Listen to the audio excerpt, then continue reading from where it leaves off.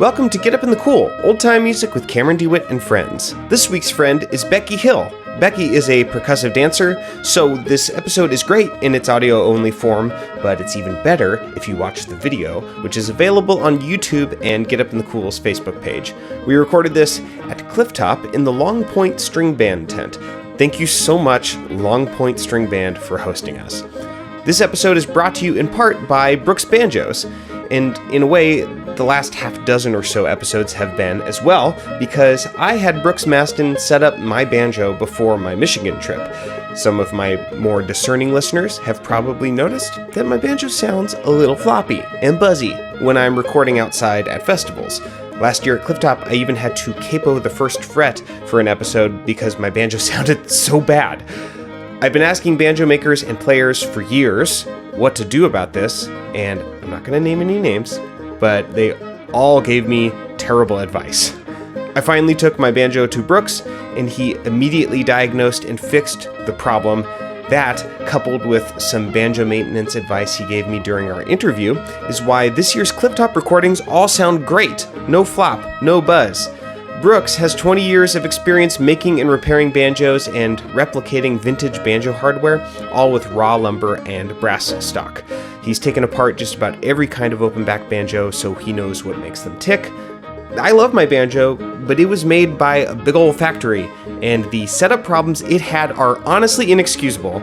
I'm embarrassed that I went for so long without fixing it.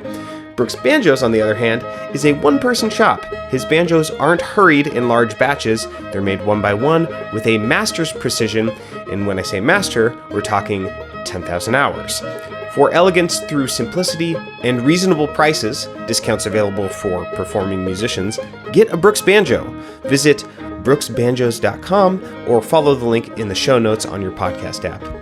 I also want to thank Elderly Instruments in Lansing, Michigan for sharing Get Up in the Cool online with their customers and increasing the reach of the show. Next time you need an instrument upgrade or new music gear, visit their online store at elderly.com.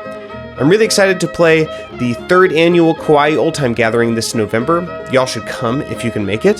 KauaiOldTime.com. Visit that website for more info.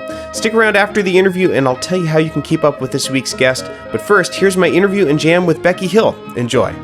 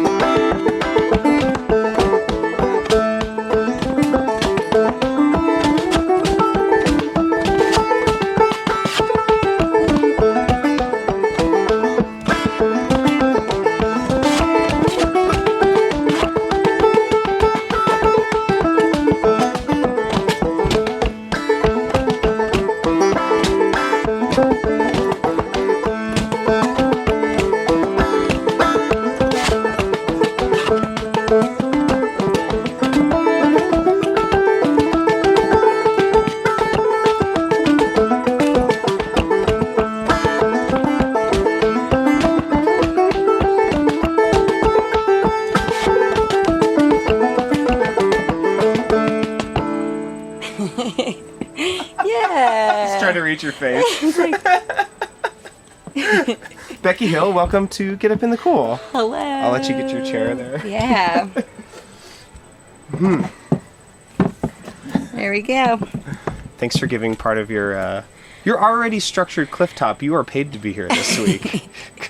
Yeah, I'm paid to call one square dance. One square dance. That's all right. The big yeah, set, with the legendary Lou Maiori. He's 90 years old. Wow. He's a dear friend and mentor, so that's pretty fun. So it feels full circle. I don't know him, so what is he doing? He is a square dance caller, clogger, flat-footer from this area. He's from Summersville, West Virginia. So when you say you're doing it with him, are you trading out? Okay, yep. Great. We'll be calling together. Awesome. If you don't know him, everyone should know Lou. He's a gem. I would like to know him. Yeah. Very good. So, I mean, let's just get into it right off the bat. What do you call what you do when you dance? That's like always the question, right? Always the question. I don't know. I think we were talking about it just a minute ago. Like, I would label it as percussive dance only, and that sounds really vague in some ways, but it's also specific. Yeah. It's like very specific and vague at the same time. I just feel like I have this like basket that I've like collected all these dance moves and steps from people and their stories, and then you put yourself in that, and it's also like a communication for like what the banjo is telling you. I mean, that was the second time we did that tune. Yes. So it's like you're having this dialogue, and you're kind of playing with that from pulling from this basket of other inspirations and styles. Tell us about your basket. What's all in there? Whew. I mean, there's clogging and flat footing and some Quebecois and Ottawa Valley and like, it's just anything. When I was a kid, I just was so hungry to learn any percussive dance form. Like, get my hands on. What age of kid did you start I started developing dancing. your hunger? Oh, man. Well, I first saw the fiddle puppets at Wheatland when I was like a really young child. We're talking like at least 7 or something. Will you remind me where? I know it's in Michigan. Yeah. Where's Wheatland? It's this big festival called near Remus, Michigan. Remus. Where on the thing? It's not in the It's in the like upper lower peninsula. I'm like making a little map of Michigan. Okay, great. No, I get it. Yeah, it's a little hand, a little mitten. It's very close to where your full fiddle is. Oh, very good. Yeah. Okay. Yep. So you saw the fiddle puppets there. Yes, and I saw and like rhythm and shoes and footworks, percussive dance ensemble, and it was just really lit something in me as a kid. I was like, I want to make noise with my feet like that, and they were so joyful that like their performances also sort of impacted you soulfully in a way that other things didn't. Did you dance either in an organized way or just as a kid does before that? Oh, yeah, of course. Yeah. I've been dancing, I feel like, my whole life in some capacity. But I started doing, like, clogging and taking classes probably when I was, I don't know. I mean, I first started tap dance for, like, little kids at 3, Yeah. And then that turns into the other thing. And then thousands of dollars later, your parents are like, why did we put her in dance to begin with? All of those things. So, yeah. Oh, yeah. Did you have, like dance mom or dance dad or... No, my parents were great. They were like, they let us like lead what we wanted to do. Oh, great. Yeah. It seems like sometimes there's a little pressure on dancers in a way that's unique. It's true. Well, I mean, I think I got to a certain age where it was like, okay, you're decent and you're cute, so that's getting you far. But then you reach like the other age, like when you're a preteen, you're like, you gotta actually practice. Yeah. And so. This isn't cute anymore. You're no longer cute. Yeah. You need to practice. But it was like with love. It was like, we're paying for this. You got to practice a little bit. Yeah. And it was fine. Yeah. Yeah. But I think the outside influences were more stronger than I think even my parents. It was like, getting a chance to apprentice with a professional dance company when you're 14. Like that'll make you work harder. Yes. Yeah. For money. Yeah, or just for like knowledge, or like I mean, it wasn't. I got the money when I was like 16. Okay, cool. 2 years Unpaid later. internship. Yeah. Okay, what kind of dance was it? I learned African gumboot dancing and clogging and things like that from Footwork's Percussive Dance Ensemble. Yeah. And their mission is really to sort of, I feel like, to look at these sort of North American, or not even North American, just percussive dance forms from around the world. Yeah. And so that was the first company I sort of apprenticed with and got to Augusta Heritage Center through that.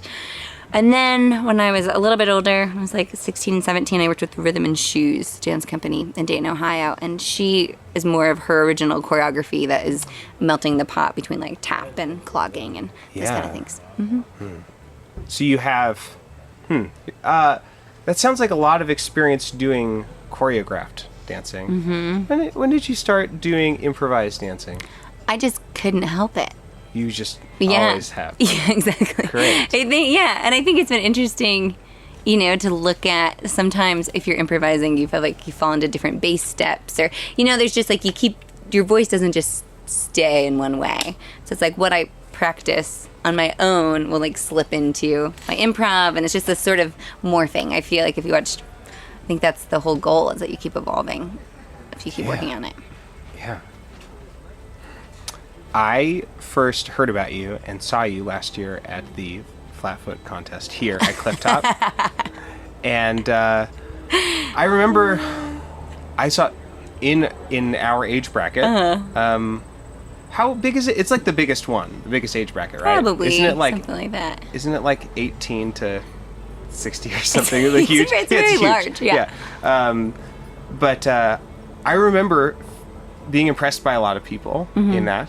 But I remember being absolutely blown away by what you did, which by that point in the in the festival, because you have to hear it for control, you have to hear the same tune over and over again. So it's like hard to like get. I'm just like, oh, this tune, I forget what it was. But it's something real chestnutty. But I was just, I was like instantly like re-engaged in watching you, and then you won the bracket, and then all of the age, it was my first time watching that. And then all of the winners of the different brackets, I believe there were 4. You can have a dance off. And you had made a really interesting choice. It's so funny. This choice has been talked about. It was just kind of like, I think sometimes, I feel like I'm going to get in trouble for saying this in some way, but like the beauty of dance is that it's like an individual expression. So like I do these I've done the Clifftop because it's like this way, like someone has to do it to keep the tradition going, and it's more of like, you kind of like strut your stuff, but it's like you see everyone's personality, and so like I would be a terrible judge because I'd be like, you're amazing, and you're like the idea. So the idea of having like a dance off to me for the championship, I was like, well, everyone's amazing. I don't want to be a champ, I don't want any. I'm like, I'm just going to be silly, and so I flossed a little bit. Yeah. For those of you who are unfamiliar with teenage American vernacular dance, flossing is the art. Yeah. You put you sort of floss. I don't even know how to pronounce. I mean, this is a video episode if you're watching. So it's like, if you're watching, just floss for us. Like this. Flossing. Yeah. It's like your arms go out and your hips are the opposite side, and they pull. Switch. Yeah. Yeah, I was a Montessori school teacher last year, movement, and you had to learn to floss, so you just like lost all credibility with the children. Flossing was very much on my mind last year. Yeah, clearly. I was absolutely tickled and endeared by your flossing, especially because you really like worked it into like the routine. Like it was like oh, and then it was back. And I was like, I wonder how that's gonna go over. And you, I knew it wasn't gonna go over well, but that's fine. Yeah. But like, what is well? Like things are to like have fun and like the terms love of the contest. And like be goofy. I think that's the joy of dance, is that it can like make people laugh and smile. So so anything that you do that might be perceived as flippant maybe is coming from an actual very joyful place is what you're trying to say. I think so. It's not a middle finger. It wasn't of course not. Okay, great. But either way, I'm into it. Yeah, but, I know. I feel it was definitely like a more of a like, I love all these people up here. Like, how can you like put us all like compete? I mean, know that like you're supposed to compete, but the idea is to just like have fun and make each other laugh, and like that's the essence of, at least in my brain, that's the essence of these type of things. But some people take contests very seriously. I just happen to not be one of those people.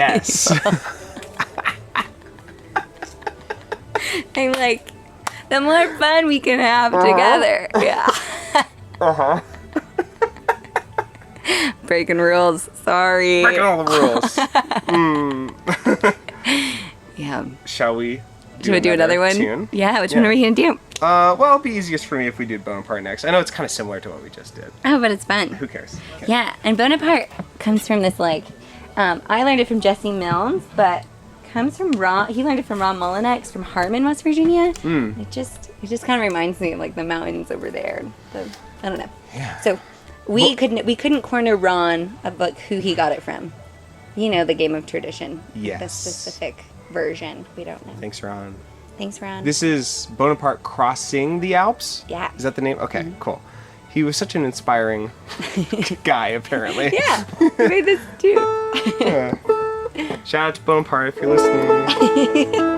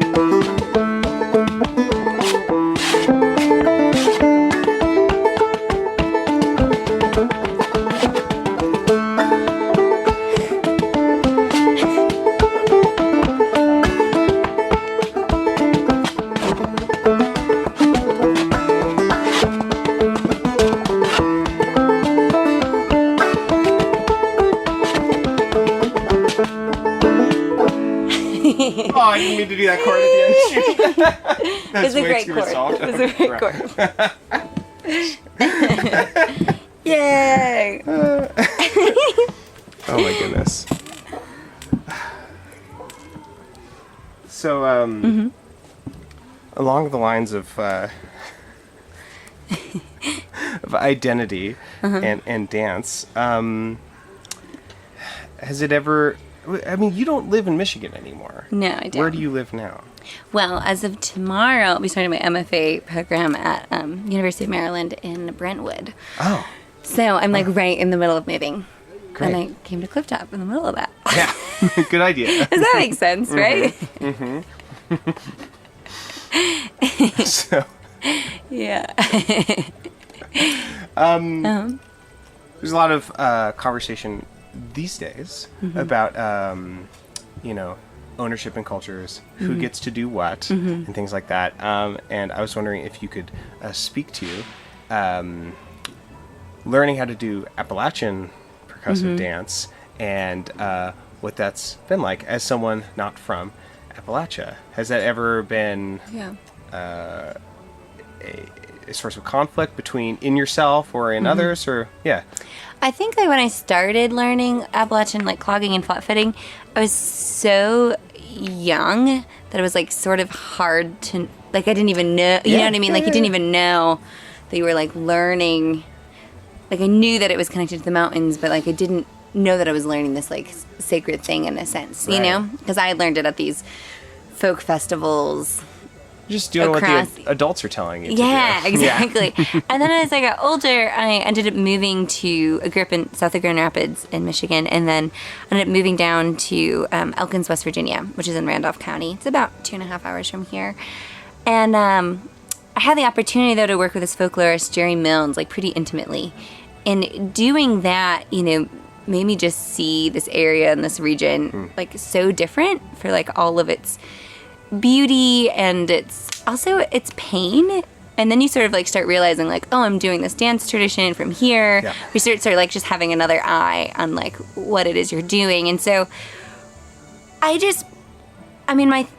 think I've just always tried to put my like heart first, and like try to get to know the people and give credit where credit is due. It's like I'll never teach the Tennessee walking step without saying it's from Robert Dotson or like, being like, oh, this step comes from Thomas Maupin. And of course I have like evolved my own style, but I think it's like just being cautious and like making, for me, it's like the older callers and dancers that I know in West Virginia specifically, they're now like my close friends. Yeah. And like almost family in a sense. And that just took tons of cups of coffee and listening and hearing stories and getting that. And it's like they kind of were the ones that shoved me into calling. Like I had no idea, plan of being a square dance caller. And then they were like, all right, someone's got to learn it. And they sort of just kind of like kept handing me the mic or trying to convince me to do it. And that, that feels good. It's like that. It was sort of like chosen. I loved the dance, but it was also like, hey, you have the potential of carrying this on. Will you do it? Yeah. And but I always, anytime I get a dance from somebody, or I try to make sure that it's the right credit is due. But I also, like when I say credit is due, like there's so much credit that isn't told that I don't know. Like there's this a whole origin of of dance that's complicated and is always. It's a story. So it seems like for you, something that's worked really well for maybe dispelling any of those doubts that other people maybe have is just actually having relationships with Appalachian people and endearing yourself to them and telling them you want to learn from them and then receiving that. Yeah, and also it's like, especially in this area, it's like I will never be from West Virginia, but I can love it and I can like value the people that are here, and like that makes it feel a little bit better. But I mean, it's funny how like life evolves. Like it was never a mission of mine to be like, oh, you're gonna travel around and teach Appalachian dance to people. Like that was never like a life plan. It was just like somehow this dance form found me, or I found it, and then it's gone from there. But I think personal relationships make it just a little bit better. I don't know. Yeah. Good. I need to get to the key of C really quick. Yeah, you are welcome to get to the key of C. You can tune too. Let me tune up my little leather bottle. I'm there. I made it. Where did you get this version of Billy and the I was Lowground? just trying to think about that. Jesse Milnes taught it to me, and where did he get it from? Delbert Hughes. Delbert Hughes. I've never heard of that person. Yeah, West Virginia. Should I have heard of that person? There's a lot of people haven't heard of, right? Yeah, right. It's a thing. Yeah.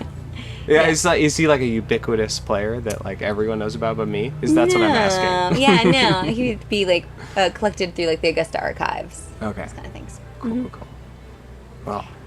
And I get like it's been interesting working with Jesse and knowing Jerry like through the folklore work. So many of those tunes and stories have sort of been like passed down to his son through his dad playing music, and then but like I know his dad. It's just this like interesting circle. But I feel like the group I perform in, we kind of hold a lot of those tunes. Like we try to find the swirly ones. Yeah. Yeah. Okay. Let me see if I can remember this.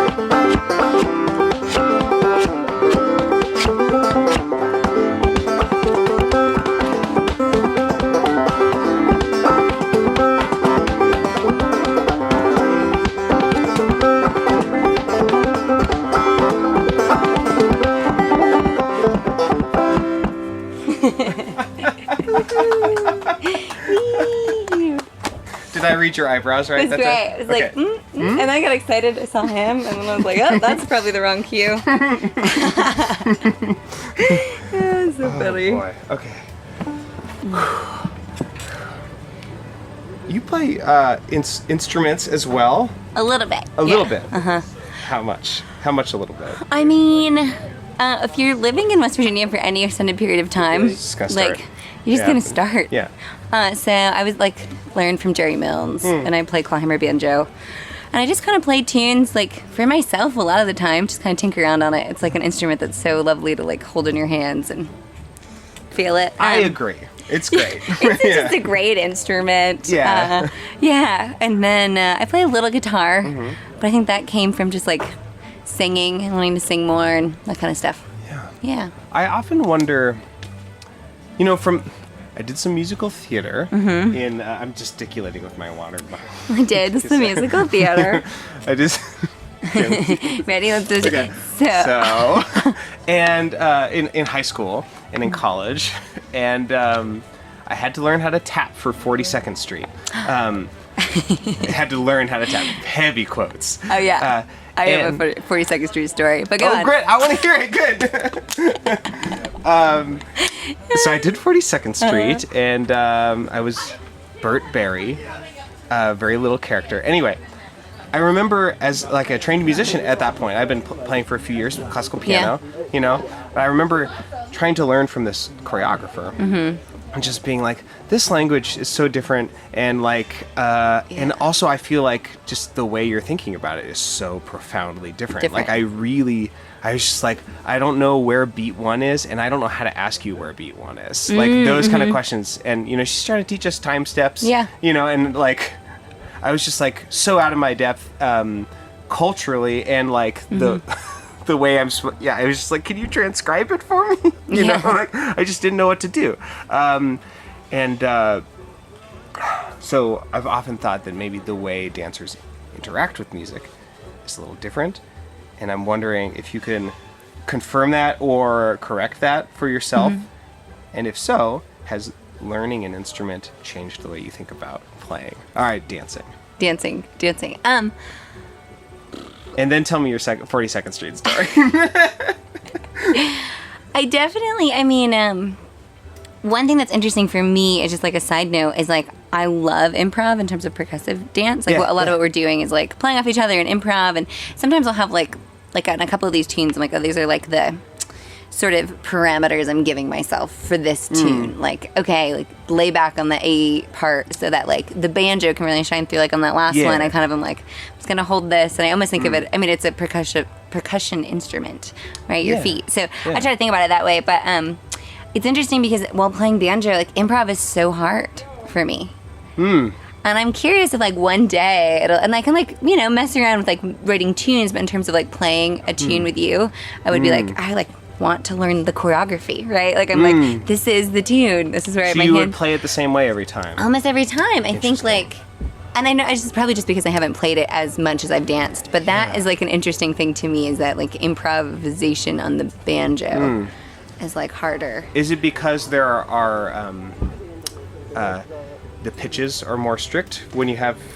It could be. And it's like, how do you... It also just feels like this pitches? block. Like, like when you do something enough, then you're like able to like I think do a lot of more improvisation with it. You've been doing it since you were 3. I'm sure yeah, that like would if help. you're like, I'm just gonna mess around with stuff. But I always find that interesting in terms of like me playing music. But I think one thing that happened when I started playing banjo or just was living in an area that there was like pretty regular old time music and pretty like particular tunes, like tunes cycle for a while through communities or through this like broader old time community, is that the melodies just became way more important. And like how to dance the melody or accent it. I think that really came hand in hand too with like learning banjo, but also with just like learning the tunes. That's like normally if I get to dance to something that I don't know, like we're gonna do one that we've only done once before next, and it just like sometimes I like to sit back and listen to it like twice, and then like because then you're like, okay, that's what I'm gonna expect. But there's also this whole other element of being like, what am I gonna expect? And you're like lingering in that zone too. I think there's things to take away from each of those experiences. But I do think I think learning an instrument is incredibly helpful for your dance, and I think learning to dance is incredibly helpful for learning an instrument. That's what I got to do next. I'm going to learn to dance. I'll probably start playing different. You're right. Yeah, or just like if you go to, at least I've seen this as a caller and a square dancer, if you go to a dance and like the musician doesn't dance, like it feels different to me. Like if they just stay there the whole time and they don't switch out? No, just like if they aren't, they're like, oh, I don't square dance. Oh, yeah. And I'm like how do you know what that people want. Yes. You know? Yeah. Unless you... I And know some a of my couple favorite people- fiddlers are like Yeah. so... Yeah. Like they're on the dance floor when they're not playing. Yeah. I feel like that kind of reflects in it. That's my own theory. So you were in 42nd Street? Oh, yeah. When was this? High school Yeah, at yeah. Hastings, Michigan. I was Peggy, which was like the lead. Oh my God, you were Peggy? I was Peggy. Peggy's like the ingenue, right? I Who's know. like, She's like, I'm going to the city. I'm going to be a dancer. I'm going to be a star. Exactly. And I think that they only gave this, like, did this musical because it was my senior year and knew that I had, like, dance training. Yeah. So I just recently watched a video with, like, my nieces and nephews are, like, into theater. And we were like, let's Yeah. watch it together. Yeah. It was so funny. It was, like, everybody background, like, because they made everyone learn how to tap dance. Like, Yeah. this poor, like, Yeah. mid-Michigan high school. So they're all, like, going, shuffle, step. And meanwhile, I'm like, wings, pull back, da-da. Like, oh, my God. You know, a 16, 17-year-old self Yeah. really hammed it up. Everyone else was like, poor kids. They like, probably hated me. So you sing as well? I do some singing. Wonderful. Good. So this next one is from 42nd Street. Yeah. This is new. We weren't planning on this. Broadway Baby. Is that one of the songs? What a silly musical. Dun, dun, dun, dun, on the avenue. What is that? Oh, Take me to I did 42nd Street. I did Shuffle Off to Buffalo. That was my big song. Ooh. And I got to kiss a girl in it. Did you get to shuffle off to Buffalo? Yeah. Yes. What would we have done without like high school theater? I mean, good God. Wrestling is what I was doing. I'm so glad. Embrace the high school theater. You so got it, glad I kids. Do stopped. it. Just if you're, just is such a blessing. Don't cut arts funding for. Yeah, don't. That's my pitch. We need it Keep for funding paper arts mache for public sets. schools, please. Come on. We need to hire this choreographer to teach 50 people to tap dance in our small town. Yeah, exactly. We need this. We need this. Yeah. They need this experience. All right, let's play Tennessee Mountain Foxtrot. On that note, this is not Shuffle Off to Buffalo. Yeah, thank you for everybody. that tangent. You're welcome. It hurts. I'm vulnerable. Especially the painfully earnest arts, like musical theater, In so high often schools, is. In yes. high schools. Oh, man. Okay. Do you prefer potatoes, or should I just start? Maybe start and I'll jump in. Okay, If great. you're fine with that. Okay.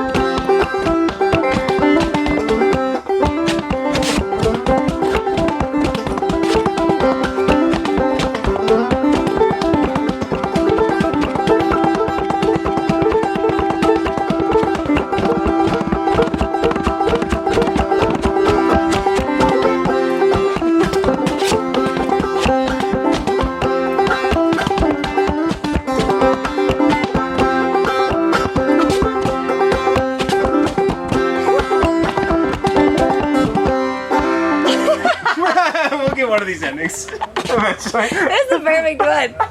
It's really good on the video. Hey, everybody. Hey, everyone. You're looking at like developing our communication skills. Yeah. So fun. Yeah, when we do our second episode, it's just going to be like so sterile because all the endings, you know. It'll be all perfect. Yeah. We don't want it to be perfect. Yeah. Tradition is supposed to evolve. Yeah.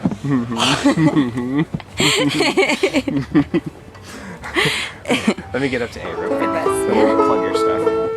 So, you don't just do this for fun. Yeah. Yeah, you also sometimes are paid to do this. Sometimes, yeah. So what kinds of... Tell us more. Where do we find out about those things? Tell me more. Yeah, so I'm actually starting my master's in dance at University of Maryland in like 2 weeks, which is so exciting. So it's like a whole new chapter of like experimentation that will unveil. Wait, so who knows? What kind of dance? Any Percussive dance, but I'm also like very interested in where like taking vernacular dance traditions and classic dance forms like contemporary dance and percussive dance and how they can inform each other and how to put that on a concert stage and how to like evolve tradition in a way that is, you know, the whole story. Lots of things. Lots of things to study for the next 3 years. So that's happening. So I'll be in DC, so who knows what that holds. But I'm connected to Augusta Heritage Center, and you can find me there. I've been the events coordinator for a long while, so come take dance or banjo or hang out in the beautiful West Virginia mountains. And then I also, I organize with T-Claw. We organize something called Helvetia Hoot, and that is in Helvetia, West Virginia. It'll be Labor Day weekend this year, and it kind of feels like my love song to West Virginia. Like Jenny Hawker is teaching, like doing a gospel sing. Val Mandel is up there. We have this amazing guy, Dave Whipp, is going to do a West Virginia wine tasting and like historic tour of like this tiny community. So this community is a Swiss community that has like maybe 41 students K through 12, and they're like high school, and it's on top of a mountain. But they've really preserved a lot of like Swiss Appalachian traditions. And there's 2 beautiful dance halls, and we're doing Calling 101 and like all the things with a bunch of the master artists. And it's mostly all actually I think almost everybody is a West Virginia instructor. It's coming up there, and it's just really beautiful. A lot of the community comes up, and so. When is that? Labor Day weekend, so it's soon. Cool. Yeah, I'm doing that and starting graduate school at the same time. Yeah. Woo! And moving. And a cliff top. Yeah. You know. Cool. T-Mart Rounders. T-Mart Rounders. Yeah, you can find me. That's a trio project I dance with, and that's with Jesse Milnes and Kevin Chesser. Yeah. Yeah. Where is that located? We are sort of based out of West Virginia, Elkins, but we've gone many places. We kind of hop around. The Price is Right. The Price is Right. Yeah. Yeah, and our album has percussive dance on it, so that's like we kind of vision it as if I'm like akin to a drum set in some ways. So yeah. It's a fun project. Thanks again for doing this, Becky. I know. Thank you. I feel like fun. we have this like sleepy, content clifftop vibe. It's perfect. Yes. It's Saturday at Clifftop. It's Saturday at Clifftop. It's been a long week. All right. Awesome. Let's play this Big Fish. Let's do Big Fish. Yeah. And this comes from Melvin Wine, this version. Shout out Melvin. Shout out Melvin. I had a cat once I named after Melvin Wine. Yeah. I think that's sweet. What do you think? I think it's sweet. Yeah. Yeah. Like, I wonder how many old time fiddle cats are out there. I feel like a lot. Hey, you old time fiddle cats. Yeah. That should be your name of your podcast. Yeah. Old time fiddle. Yeah. Right.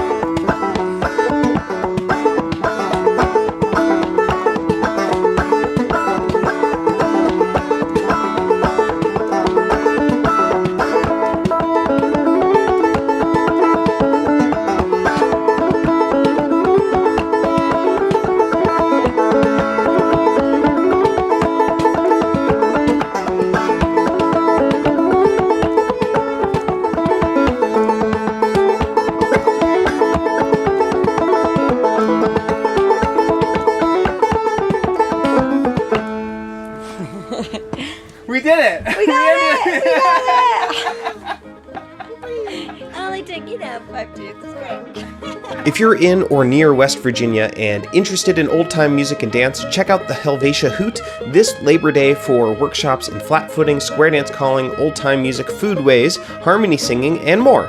I put a link in the show notes for more info and registration. You might also consider attending a camp at the Augusta Heritage Center. They mostly take place in the summertime, but there is an October Old Time Week coming up. And buy the T-Mart Rounders album, also linked in the show notes. Once again, I want to thank Brooks Banjos for sponsoring this episode and making my banjos sing. Visit his website at brooksbanjos.com. Thanks again to Elderly Instruments for sharing the show on social media. You can visit their online store at elderly.com. And make sure to check out my second podcast, Think Outside the Box Set, available wherever you get your podcasts. That's all for now, friends. Thank you for listening. Come back same time next week to get up in the cool.